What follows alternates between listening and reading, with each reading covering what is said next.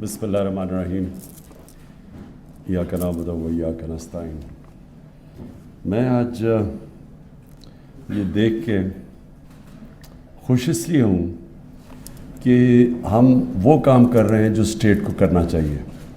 کہ اپنی عوام کی زندگی آسان کرنا، بہتر کرنا، ان کی جان اور مال کی حفاظت کرنا۔ یہ جو آج 911 پہل یہ جو ہم نے لانچ کیا ہے، مجھے خوشی اس لیے ہے کہ جب کوئی بھی شہری ایک اسٹیٹ کے اندر مشکل وقت سے گزر رہا ہوتا ہے، کسی قسم کی مشکل ہو،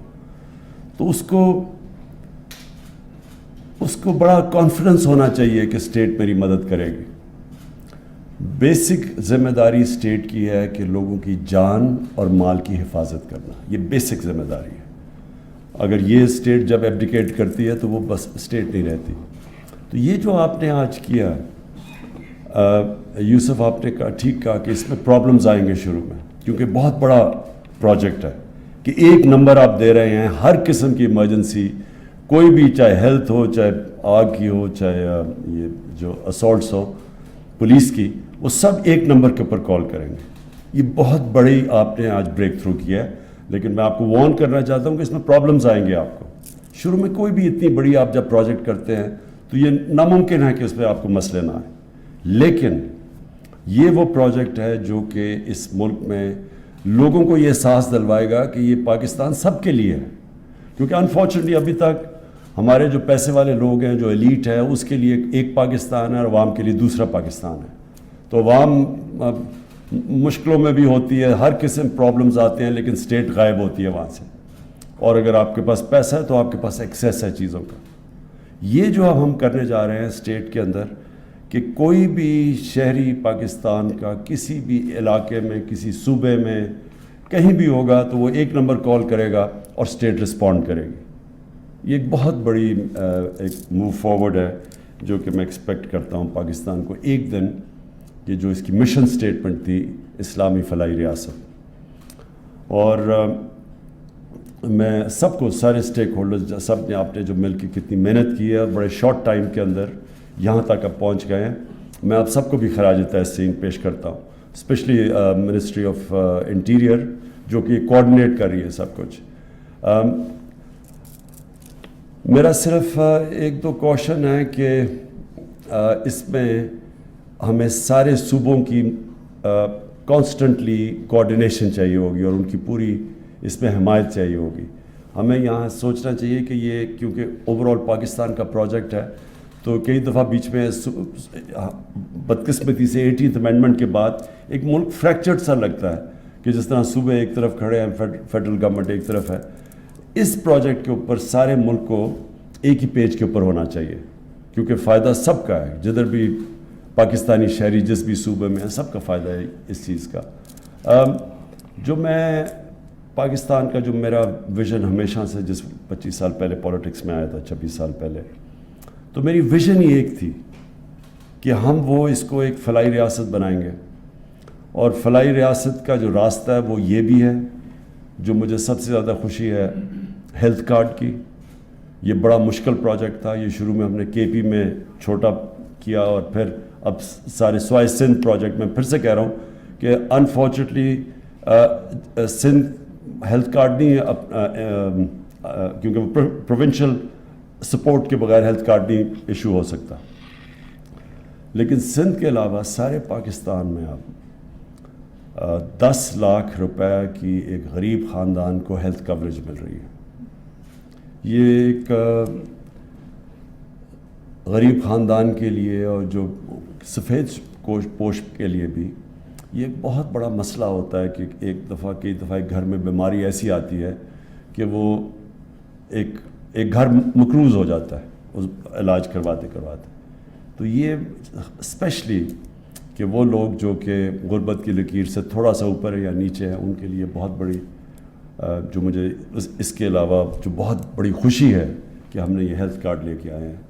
اور ہیلتھ کارڈ کا جو اثر ہے آہستہ آہستہ پاکستان میں پھیلتا جا رہا ہے، لوگوں کو آہستہ آہستہ پتہ چل جا رہا ہے کہ ان کے پاس یہ بڑی فیسلٹی ہے، ایک خاندان کے پاس، جو کوئی بھی غریب گھر سے کسی بھی ہاسپٹل میں جا کے علاج کروا سکتا ہے، مہنگے سے مہنگے ہاسپٹل میں جا سکتا ہے ہیلتھ کارڈ کی وجہ سے،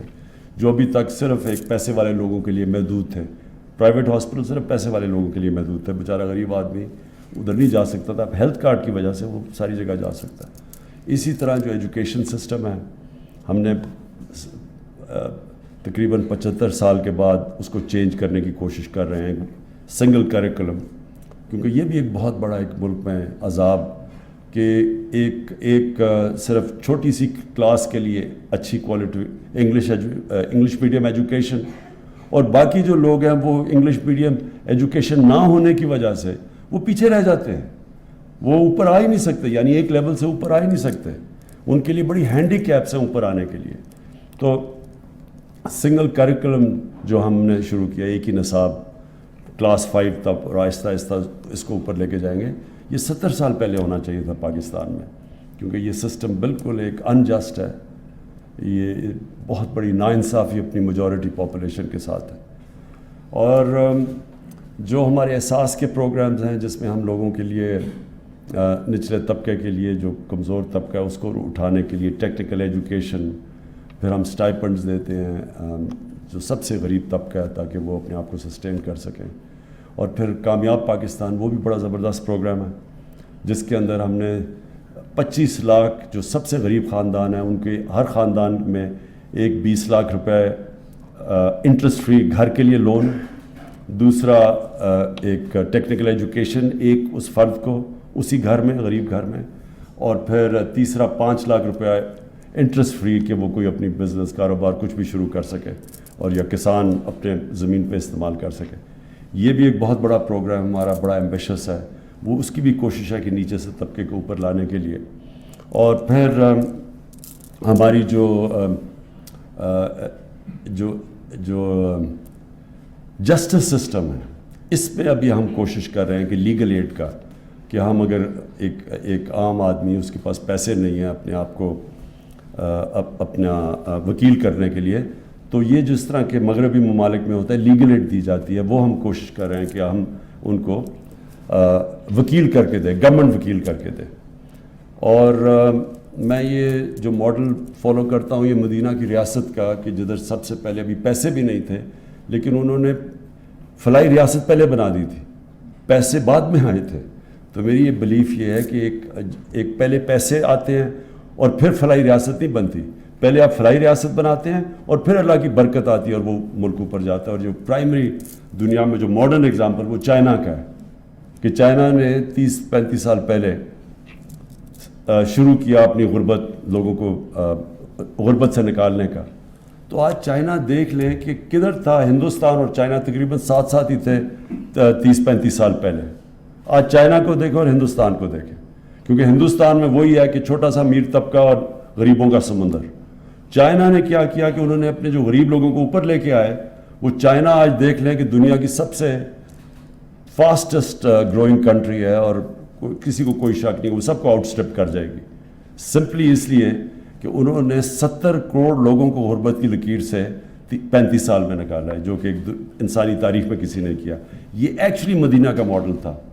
جو انہوں نے پہلے لوگوں کو، ابھی پیسے نہیں بھی تھے تو انہوں نے پوری اسٹیٹ کا جو ایکسٹرا پیسہ آتا تھا وہ نیچے چلا جاتا تھا، بیواؤں پہ، غریبوں پہ، یتیموں پہ. ایک اسٹیٹ نے ذمہ داری لی تھی اپنے غریب طبقے کی، اور اس کے بعد پھر وہ اسٹیٹ، وہ ساری دنیا کو پتہ ہے کہ دنیا کی تاریخ کا سب سے بڑا انقلاب آیا تھا مدینہ میں. اور وہ کبھی ایسا چینج آیا ہی نہیں ہے کہ اتنے تھوڑے سے ٹائم میں وہ لوگوں کی حیثیت بھی نہیں تھی اور دنیا کی امامت کی انہوں نے. تو پاکستان کا میرا ماڈل بڑا سیدھا ہے. ہمیں بھی اپنی، جب تک ہم یہ ایلیٹ سسٹم نہیں توڑیں گے کہ چھوٹے سے ایلیٹ کے لیے پاکستان بنا ہوا ہے، وہ سارا فیسلٹیز ان کی، پیسے ان کے، قرضے ان کو ملتے ہیں، سب کچھ فیسلٹیز ان کے لیے ملتی ہیں، ایجوکیشن سسٹم ان کے لیے. جب تک ہم ایک انکلوسیو گروتھ نہیں لے کے آئیں گے یہ ملک وہ اپنے پوٹینشیل پہ نہیں پہنچ سکتا. تو یہ جو 911 پہل ہے یہ اس طرف ہے، کیونکہ یہ اصل میں بے بس لوگ وہ ہوتے ہیں جب وہ بیچارے عام غریب آدمی کو ہوتا ہے، وہ سوچتا بھی نہیں ہے کہ مجھے کوئی بچائے گا.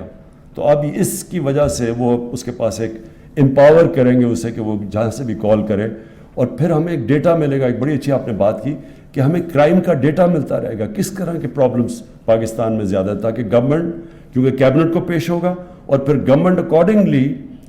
اسی طرح اپنی ریسورسز ایلوکیٹ کرے گی کہ کس کرائم کے اوپر ہم نے زیادہ کوشش کرنی ہے, یعنی زیادہ ریسورسز ایلوکیٹ کرنی ہے. تو میرے خیال میں یہ بہت بڑا ایک پازیٹیو موو ہے پاکستان کے لیے, اور میں سمجھتا ہوں کہ یہ 2 سال میں آپ انٹیگریٹ کر رہے ہیں نا پورے کو, ابھی 2 سال اور لگیں گے, لیکن بالکل ٹھیک ہے کیونکہ آپ جب تک آپ کو کافی ایکسپیرئنس ہوگا کہ کدھر کدھر آپ کی پرابلمز آ رہی ہیں کس طرح کی, جب تک 2 سال ہوتے ہیں تو آپ کو کافی چیزوں کا اندازہ ہو جائے گا. اور میرے خیال میں ہم 2 سال کے بعد بالکل ایک 911 ایک 1 انٹیگریٹڈ نمبر ہوگا سارے ملک کے لیے, جو کہ بہت بڑی نعمت ہے پاکستان کے لیے. Thank you.